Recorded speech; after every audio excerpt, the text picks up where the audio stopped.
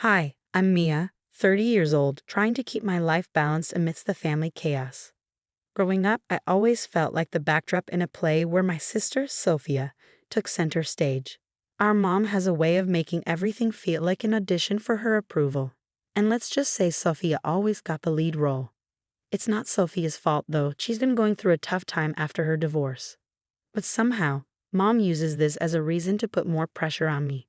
Just last week, during our dreaded Sunday family dinner, mom slipped into her usual spiral. You know, Mia, maybe if you weren't so tied down, Sophia wouldn't feel so alone. It's not healthy for her to see you and him so settled. Her words were cold, aimed to sting, and I could feel them freezing me out. I don't understand why my marriage has anything to do with Sophia's happiness. Shouldn't we be supporting her and finding her own way? I tried to keep my voice even, but inside I was boiling. Oh, come on, Mia. Maybe loosen up a bit. Live a little, like Sophia. Take a break from him. She waved dismissively, as if my husband were some accessory I could toss aside. Mom, I'm not divorcing my husband just to make Sophia feel better. That's absurd. I finally snapped. Sophia, who had been quietly picking at her food, glanced up, her eyes flickering between us. You always do this, Mom shot back, her voice rising. You make everything about you. Think about your sister for once. The tension was thick, cutting through the air. But for once, Sophia spoke up. Actually, Mia has a point. Her voice was shaky but firm. I don't need her to be single to feel better. This isn't about me, is it, Mom? Silence filled the room. Mom's face tightened, her eyes narrowing as she turned to Sophia. So you're on her side now? The dinner ended in cold, clipped goodbyes. On the drive home, my husband reached over and held my hand, his silent support steadying me. But the weight of Mom's words sat heavy between us. After a long silence, he finally spoke, his voice careful. Maybe your mom has a point. If this keeps up, it could start affecting us. I sighed, watching the city lights blur outside the window. I know, but what can I do? She's my mom. I can't just cut her off, can I?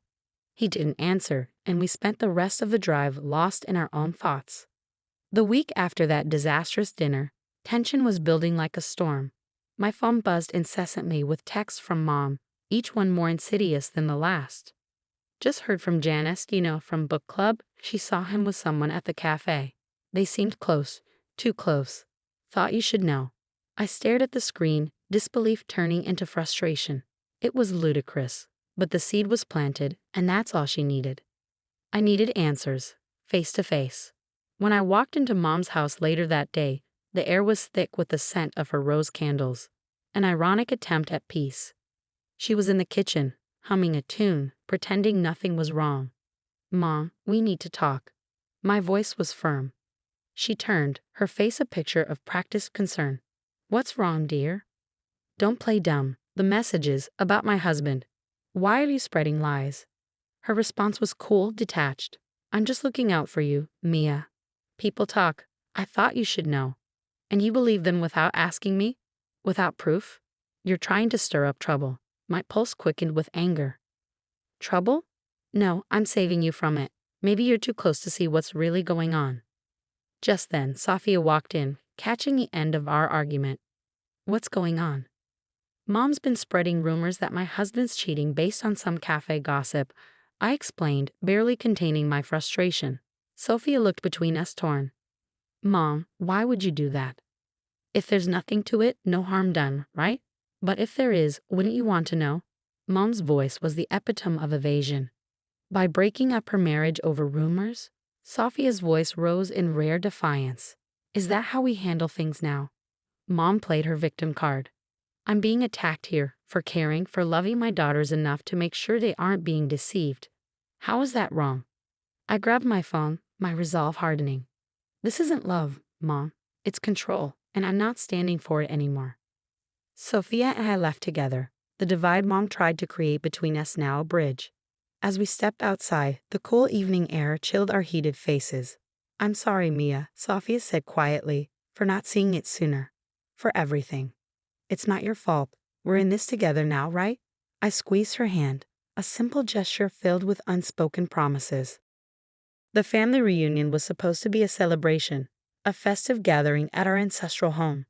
But as the sun dipped lower, the mood shifted. like the quiet before a storm. Mom had orchestrated the perfect scene. Flowers, fairy lights, but underneath things were far from perfect. She clinked her glass, calling for attention. Family is everything, she began. It's about supporting each other, making sacrifices, like Sophia, who's come out stronger after her divorce. She smiled at Sophia, who managed a weak nod, then turned her gaze to me. Her smile faded.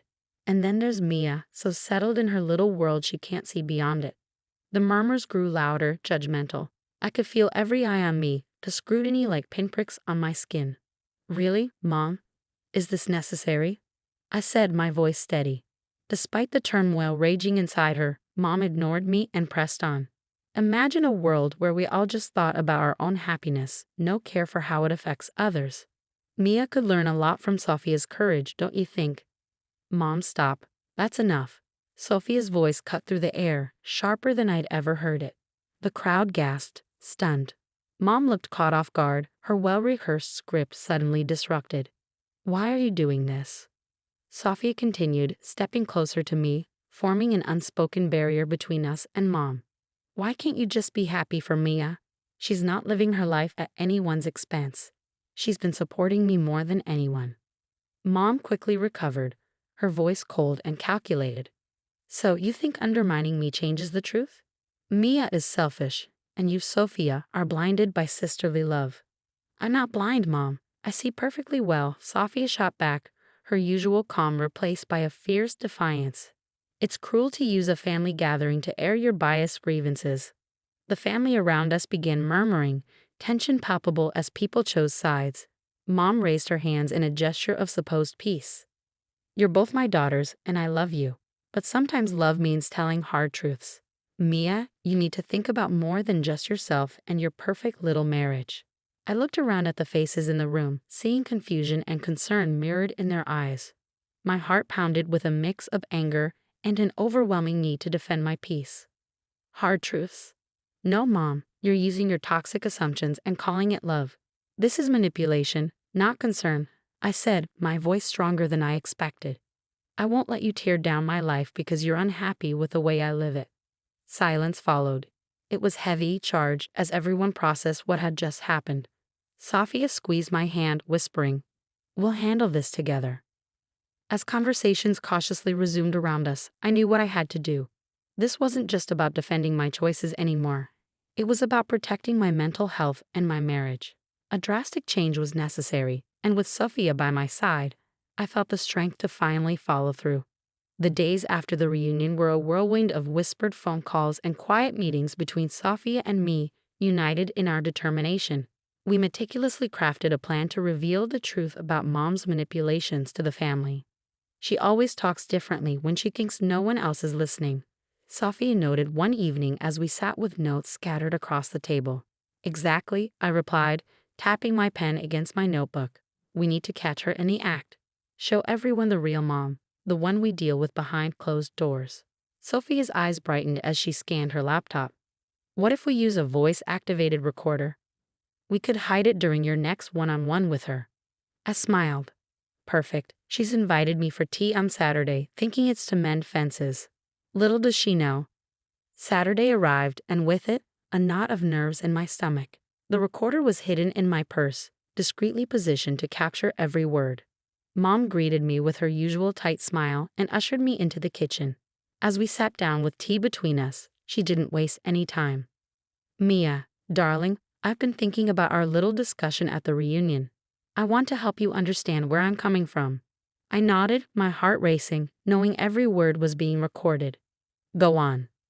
She continued, her tone laced with condescension.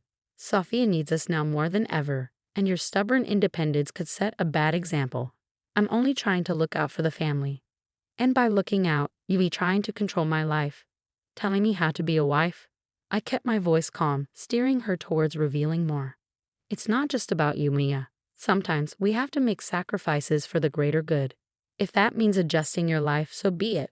She leaned forward, her voice dripping with a fox sincerity that made my skin crawl. The conversation went on, Mom unknowingly laying bare her manipulative mindset. All caught on tape. The following week, we gathered the family again. this time under the guise of clearing the air. The tension in the living room was thick, everyone bracing for another showdown. But this time, Sophia and I were in control. "Thank you all for coming," I began, standing with Sophia by my side. "We believe it's important for everyone to see the full picture of what's been happening." I pressed play on the recorder, and Mom's voice filled the room. Her cold words, her manipulation, the calculated way she tried to control my life, it was all laid bare. As the recording ended, the room erupted in murmurs of disbelief. Mom's face paled, her usual composure shattered. "Is this true? You've been manipulating your daughters like this?" Aunt Marie asked, her tone filled with disbelief. Mom stammered, her eyes darting to the shocked and disappointed faces around her. I was just trying to." "No, Mom, you were caught," Sophia said, her voice unwavering. "This is who you are, and it's why things need to change." As the family absorbed the revelation, their murmurs grew louder. One by one, they began sharing their own feelings, perspectives that had been suppressed for years. Sophia and I exchanged a glance. It was done. The truth had been revealed, not to punish, but to protect and heal. The path forward wouldn't be easy, but it was necessary. The bonds between us, once strained by manipulation, could now be rebuilt on a foundation of honesty and courage. As the echoes of the recording faded, the room felt charged, waiting for Mom to respond. She stood visibly shaken, her usual poise crumbling under the weight of her exposed actions. I did it for the family," she stammered, her voice thin and unsteady. "To keep us together, to make us strong." Uncle John shook his head, his face etched with disbelief. "That's not strength, that's control. Manipulating Mia and Sophia doesn't keep the family together. It tears it apart." Aunt Marie added, disappointment clear in her voice, "You've always been the matriarch, yes, but this. We never imagined it went this far. Guiding your children is one thing. Controlling their lives is another." Mom's eyes darted around the room, seeking an ally, but found none. Even Sophia, her once staunch supporter, stood firmly by my side.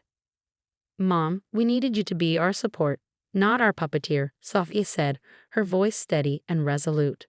The rest of the evening passed in a blur of hushed conversations and quiet reassurances among family members.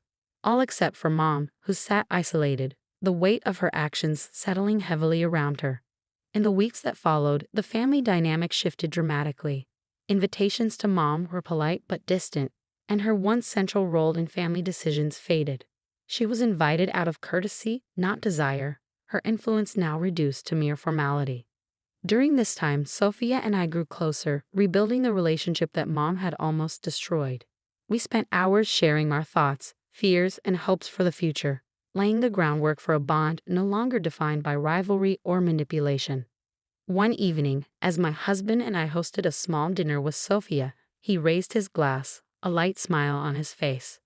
"To new beginnings and to family, the kind we build on trust and support, not manipulation."